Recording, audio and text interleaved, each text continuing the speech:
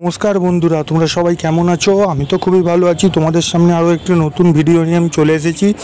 তো আজকে আমি চলে এসেছি শ্রীরামপুরের এমন একটা জায়গায় যেটা অবস্থিত শ্রীরামপুর রায়ঘাটের ঠিক পাশে, যেটা ডেনমার্ক রেস্টুরেন্ট, যেটা আমরা শ্রীরামপুরবাসীরা যাকে ভেতো নামে চিনি। তো আমি চলে এসেছি ভেতোতে। তো সেখানে আমি গিয়ে কি করলাম, কিভাবে কাটালাম, তার পুরো মুহূর্ত তুলে ধরবো। তোমরা প্রথম থেকে শেষ অবধি ভিডিওটা সবাই দেখতে থাকো, খুব মন দিয়ে দেখতে থাকো, কোনো অংশে স্কিপ করো না। আমি পুরো রেস্টুরেন্টটার ভেতরটা আনাচে কানাচে তোমাদেরকে ঘুরিয়ে দেখাবো। আমি কি সেখানে খাবার টেস্ট করলাম তারও তোমাদেরকে পুরো মুহূর্ত তুলে ধরবো।